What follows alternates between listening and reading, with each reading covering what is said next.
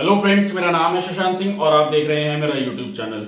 तो आज का जो टॉपिक है जिसके बारे में अब हम बात करेंगे वो है हमारा फरवरी रिवॉल्यूशन इन पेट्रोग्रेड।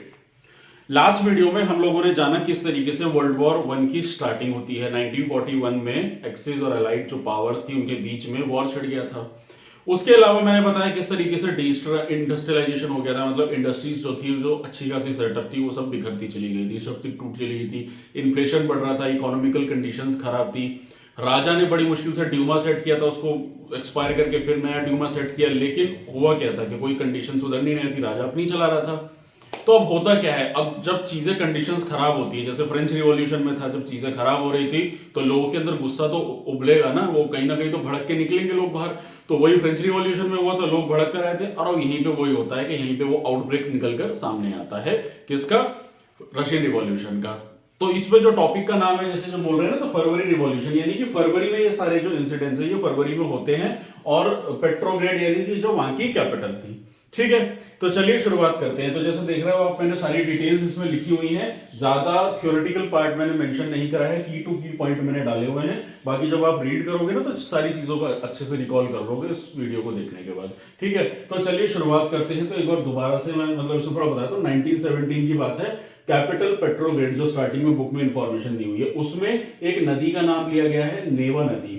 तो ये जो नेवा नदी है, उसके लेफ्ट बैंक और राइट बैंक ट्रिब्यूटरी की बात करी गई है। तो लेफ्ट बैंक का बेसिकली मतलब होता है, जब भी कोई नदी, ज्योग्राफी में आपने अगर पढ़ा हो, ज्योग्राफी में जब कोई नदी जिस डायरेक्शन में बहती है, जैसे मान लीजिए ये नदी, अब ये नेवा नदी है, इस डायरेक्शन में बह रही है, तो इसका लेफ्ट कौन सा कहलाएगा? ये वाला इसका लेफ्ट बैंक कहलाएगा, ये इसका राइट बैंक ट्रिब्यूटरी कहलाएगा। ठीक है ना।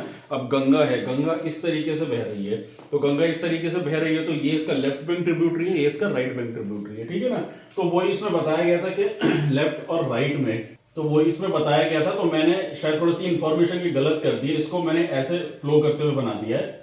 मतलब ये लेफ्ट, अगर चलिए इसको हम ऐसे फ्लो कर करें तो ये इसका लेफ्ट हो गया, ये राइट हो गया। तो लेफ्ट बैंक में क्या रह रहे थे, कैसे लोग रह रहे थे? विंटर पैलेस था, राजा का जो महल था, उसके अलावा फैशनेबल एरियाज थे, ऑफिशियल बिल्डिंग्स थी, वो सारी थी। और राइट बैंक में कौन रह रहे थे? वर्कर्स क्वार्टर, फैक्ट्रीज, जो लोअर क्लास है, जो नॉर्मली अगर आप आज की सोसाइटी में भी देखेंगे ना, तो या जैसे आप उसमें पढ़ेंगे हरप्पन सिविलाइजेशन में, उसमें क्या दिखाया कि सीटाडेल यानी कि जो राजा का है वो अपर क्लास होता है, वो हायर उसमें रहता है, जनता नीचे रह रही है।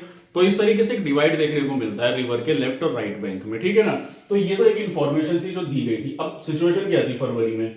फूड शॉर्टेज, डी इंडस्ट्रियलाइजेशन, यानी कि इंडस्ट्री सारी बंद हो गई थी वॉर के चलते हुए, और ऊपर से खाने की सबसे मेन शॉर्टेज थी। अच्छा, इसमें एक चीज और बताना चाहूंगा, जैसे आप फ्रेंच रिवॉल्यूशन पढ़ लो, या आप अभी रशियन रिवॉल्यूशन पढ़ रही है, जैसे आप नाजिज्म, आप पूरी वर्ल्ड की हिस्ट्री पढ़ोगे ना, तो जो कॉमन कॉज देखने को मिलता था, जो ये सारे रिवॉल्यूशंस के जो आउटब्रेक आए थे, वो क्यों आए थे?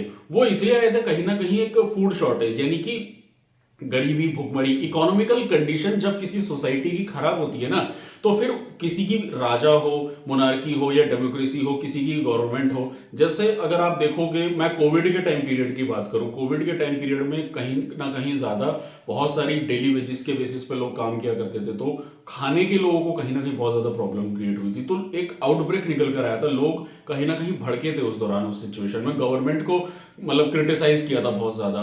तो वैसा ही कुछ होता है। तो आज की वर्ल्ड हिस्ट्री या आप उस जमाने की वर्ल्ड हिस्ट्री की बात करें तो तब भी यही चीजें हुआ करती थी। चाहे फ्रेंच रिवॉल्यूशन ले लो, आप रशियन रिवॉल्यूशन ले लो, सारी चीजों में एक कॉमन चीज होती थी कि इकोनॉमिकल कंडीशन खराब होती है और फिर सीधा राजा को उसके लिए ब्लेम किया जाता, क्योंकि राजा तो सुन ही नहीं रहा था किसी की, तानाशाह था, डिक्टेटर था। तो इन सारी सिचुएशंस के चलते हुए ऊपर से राजा क्या कर देता है, जो सार था desire to dissolve the Duma, वो ड्यूमा को डिसॉल्व करना चाहता था। तो लोग जो थे वो आउटब्रेक, कहीं ना कहीं तो ब्रस्ट अप होना ही था। लोग दिख रहे थे कि राजा कुछ नहीं ठीक कर रहा है, वर्ल्ड वॉर चल रहा है और बर्बादी ला रहा है यहाँ पे।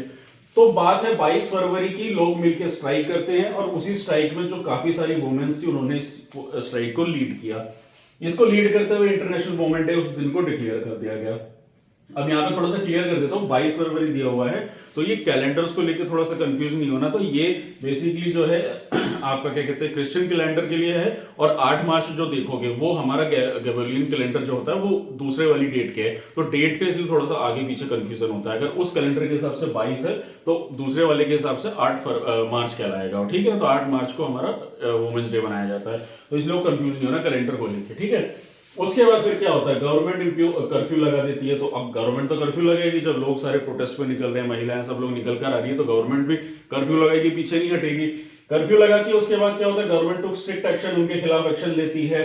अपने जो पुलिस वर्कर्स है उनको डिप्लॉय कर देती है, अपनी जितने भी उसके जो पर्सनल वो जितने भी आर्मी थी उसको डिप्लॉय करता है लोगों को हटाने के लिए। तो चीजें कहीं ना कहीं पहले तो कंट्रोल में आ जाती हैं, पर अभी सिचुएशन ठीक नहीं होती है। इसके बाद क्या होता है, 25 फरवरी संडे का दिन होता है, and government suspended the Duma. तो ड्यूमा जो था, जो बनाया था पूरा काउंसिल, उसको राजा सस्पेंड कर देता है। और बस अब क्या था, कर्फ्यू लगा हुआ था, लोगों को कंट्रोल कर लिया, लेकिन फिर से अब देखने में आया कि भाई तो कंडीशंस कुछ ज्यादा ही खराब है।